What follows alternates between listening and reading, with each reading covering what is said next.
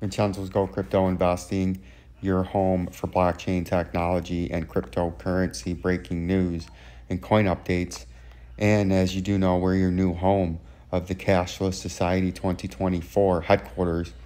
That gives you all the documents and information that you're going to need to educate yourself on what's happening and what's going to take place so you can make an informed decision on your future and not be dependent on somebody else to try to figure it out.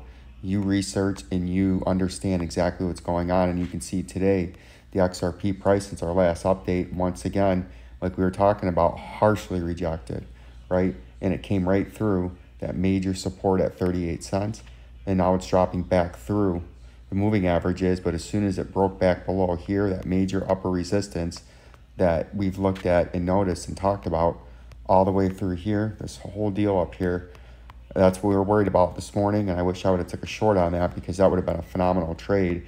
As from the top, it's down, holy fuck, 14%, excuse me, French, and it's going to go back exactly to where we said. If you broke that critical area back down to the 32 cents, if you broke that 37 cents right here, it was coming, that blue line, it was going to come all the way back down to the 32 cents, and I should have took my own advice and took a trade on that. And now if you don't get supported, you're going to come all the way down here. Let's move this to the current time frame. Let's move that over there so when we circle it, we're actually circling it. Let's move this over here because you do know if it comes by this 32 cents, it's going to come all the way down to 29 cents. And unfortunately, that might be what's actually going to happen here. And then we come all the way down to the next leg down, right? Because this will be a quick move to here to 29 or to 29 cents down into this orange support zone. So this is a critical time for XRP, but I would look at least for some kind of short-term bounce at 32 cents because it's done it so many times back here. And then if we look back in the chart like we just did, more times there. So I know there's buyers here around 32, 31 and a half cents, just like it did right there. There should be at least a short-term little bounce up down to here to 32 cents and then back up to this line that's back here. Let's see if we can't make this a better color so you can see it more. Let's see. No, that's a text. We don't want a text. This line right there. Let's make this. We'll make it that, but then we're going to make it bigger. That line right there. No, it's the same color as the other one. We don't want that. There we go. That could be your short-term rejection area right there on it, because there should be some kind of bounce as you come down to that 32. And then say you came down in here, and then you would come up into here, and that would be where you get rejected again, right? And then it drives you back down, just like it did all up in here, right? So that's what I think is going on right now. I think we're going to come down near this 32 cents, and then come back up and maybe make a little run up into here, and then get rejected there. I don't think you would come back up there, but that's what we're looking at there.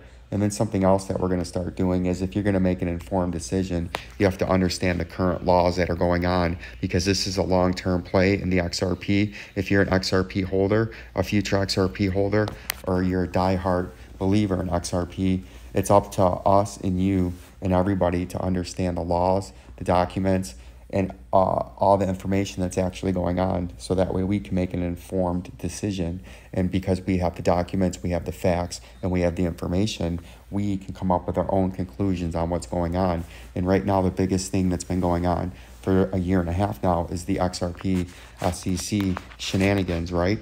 And we don't know what's going on unless we read what the court documents say, unless we read what Ripple's saying as their defense and the information and the facts that the government has in their case, and then we can make an impartial decision and understanding what's going on, right?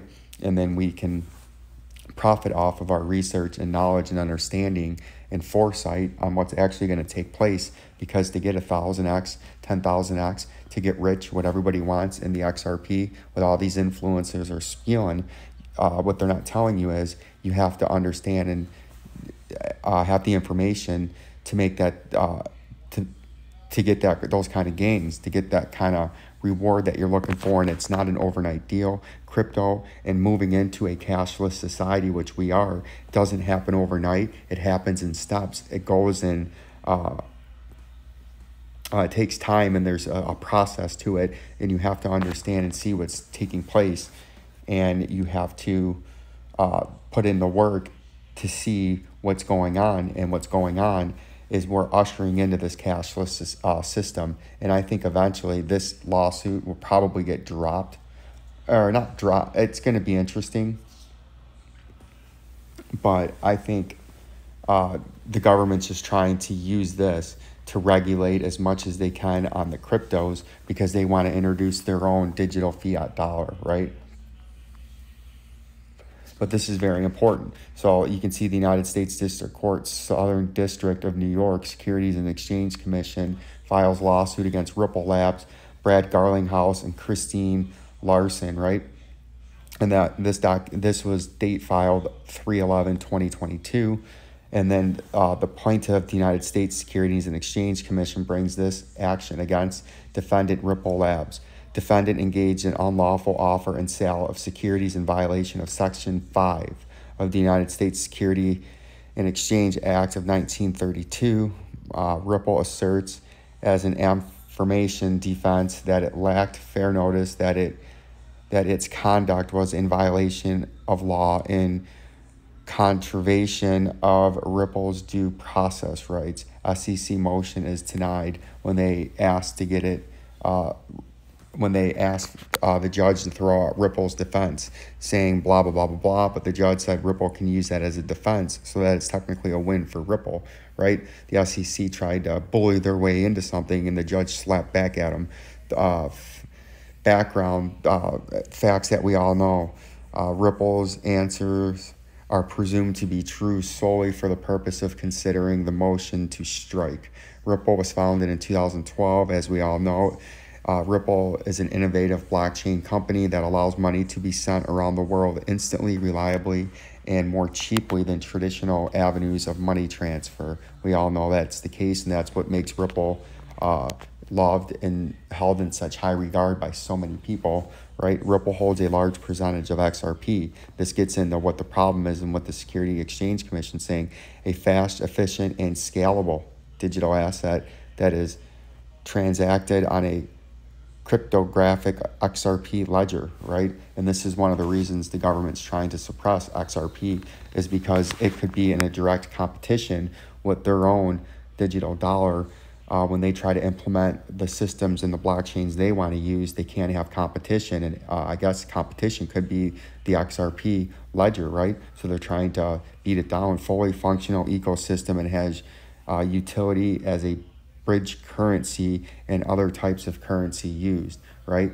It can transact money into XRP, into other cryptos, or you can buy it with fiat and transfer it into cryptos. You can use it to transact in payments as a payment processor, right? It's got multifaceted use, and the United States government can't have this as competition when they start going in 2024 to their cashless society. In February and October 2012, Ripple requested a law firm provided two legal memorandum assuring the potential legal risk involving with Ripple, and then proposed business plans, including risk related to banking and money transmission laws, security laws, right? XRP knew they were doing some stuff that could be in some legal rocky water area, and they wanted clarification to try to figure out what was going on, but they still continued to proceed with their process.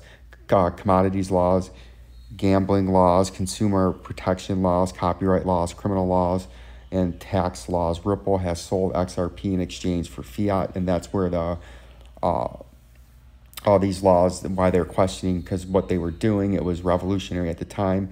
Sold XRP in exchange for fiat or other currencies.